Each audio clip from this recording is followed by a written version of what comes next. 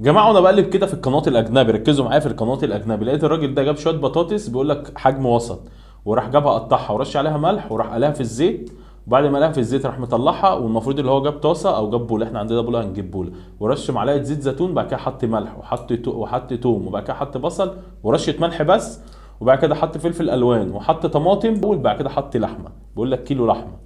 تمام. وبعد كده رشه ملح، وبعد كده رشه فلفل اسمر، وبعد كده رشه زعتر، وراح خلق ومعلقه صلصه اهي وربع كوبايه ميه، واداها تقليبه، والمفروض اللي هو هيسيبها على النار. ايه اللي في الاخر ده تقريبا اسمه ايه اسمه ايه اللي انا جايبه بره ده؟ كزبره.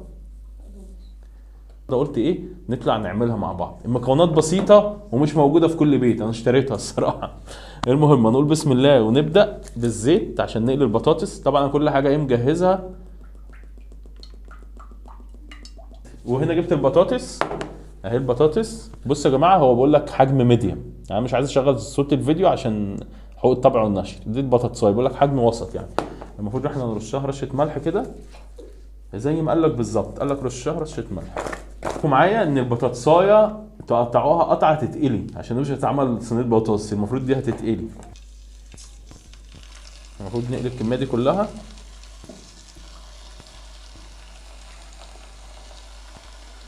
طبعا احنا مش هنفضل قاعدين جنبها لحد ما تتقلي، احنا هنسويها ونخش على اللي بعده على طول.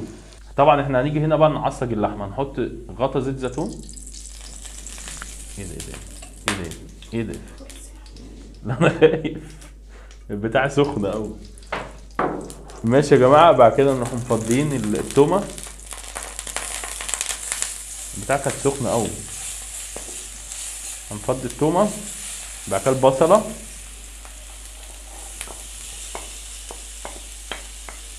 تاني حاجه يا جماعه اول ما تبتدي كده تاخد التشويحه هننزل بشويه ملح.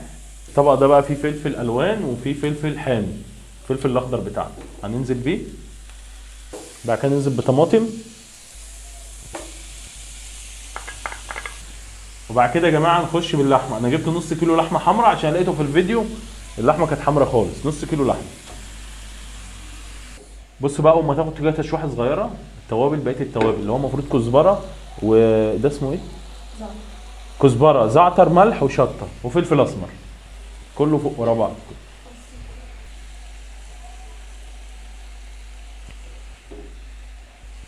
زود شويه صلصه تاني. نعري كده نبص، ابص يا جماعه كده خلاص، يعتبر هي كده خلاص ايه استوت. اخر بقى اضافه موجوده معانا هنرش رشه بقدونس، وهو على فكره ضاف ربع كوبايه ميه، انا ما رضيتش اضيف عشان خاطر اللحمه نزلت ميه. رشه بقدونس، مش عايزين نقطع عشان يبقاش حواوشي بس.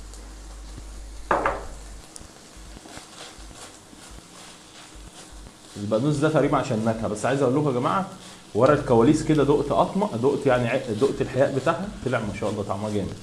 جربوها تعجبكم. طبعا احنا هنا قلينا البطاطس عشان كل ده اختصار للوقت بتاعكم. البطاطس اتقلت اهي. نطلع بقى البوتاجاز ده عشان نفضي مكان عشان نيجي بقى نرص ونعمل الليل.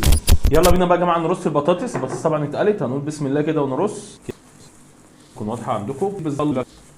بعد كده نحط المفروض اللي بقى نحط ايه لحمه.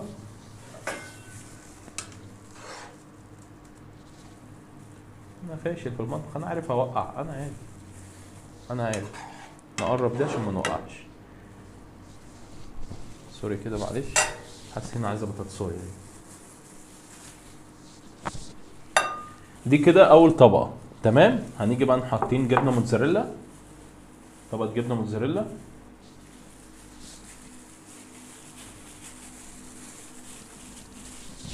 الجوانتي ده مش ماسك كويس.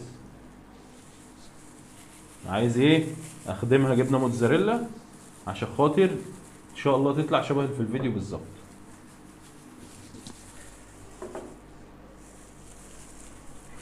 دي شكلها بعد ما حطينا طبقه الموتزاريلا. بعد كده هنحط طبقه بطاطس مع الصينيه. بعد ما رصيت البطاطس دي الطبقه الثانيه. بسم الله.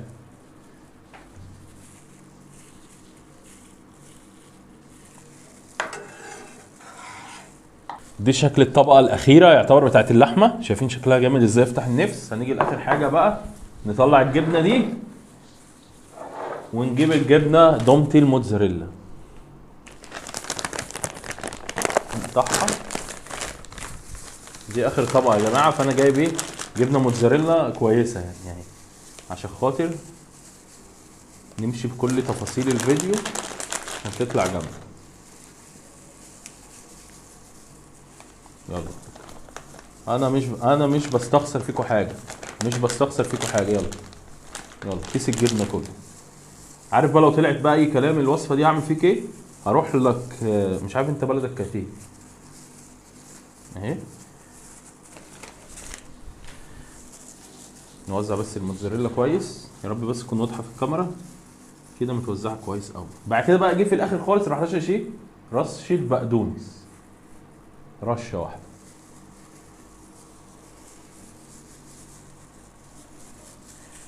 دي شكلها بالظبط يا جماعه بنفس التفاصيل اللي في الفيديو. شايفين في من على الجنب، انا متعمد ان اجيبها لكم في البايركس ده او في الازاز ده عشان شايفين من الجنب اهو.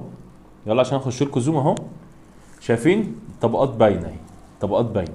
تمام، هنسويها بقى ونجي لكم بعد ما تستوي. لها بقى يا جماعه بعد ما استوت وجهزت، انا عايز امسكها اوريها لكم بس السخنه منهلبه، مش عارف اعمل ايه الصراحه، مش عارف اعمل ايه. هحاول اخش لكم زوم ولا حاجه عشان تبقى باينه. المهم بقى نقول بسم الله كده ونقطع.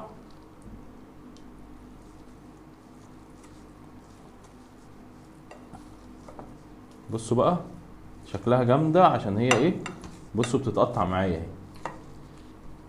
احنا عايزين ناخد الحته اللي انا عايز اخد الحته في النص كده المليانه موتزاريلا كده عشان ندوق بقى ونشوف طعمها رايح فين وجاي منين.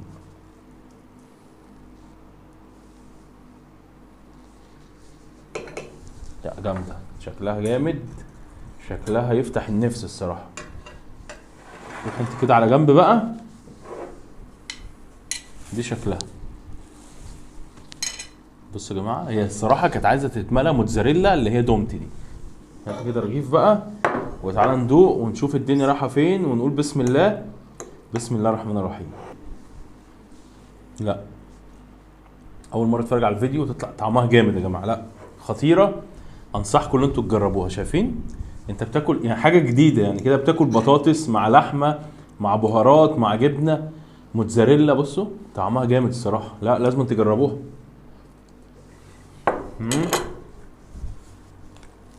لا طعمها جامد والله، لا تسلم ايدي فعلا. تعال نجربها بقى مع العيش الفينو، ناخد لقمه كده ونغمس عشان احنا طبعا عرب او مصريين فالكلام ده مش هياكل معانا، فنغمس. بسم الله. شايفين يا جماعه، شايفين الجبنه الموتزاريلا نازله عامله ازاي؟ بسم الله. بصوا البطاطس مقليه مع تحس مستويه في الفرن، يعني مقليه وتحس اللي هي مش مقليه، مش فاهم ازاي، مع الجبنه الموتزاريلا بقى مع اللحمه طعمها جامد قوي. قبل بقى ما ننهي الفيديو يا جماعه، لو عملت الطريقه دي انزل بقى اكتب لي في التعليقات ايه رايك فيها وعجبتك ولا لا، وعايزين طرق ايه تاني نعملها. بس كده يا جماعه، لايك وشير في كل مكان واستنونا في فيديو جديد. يلا باي.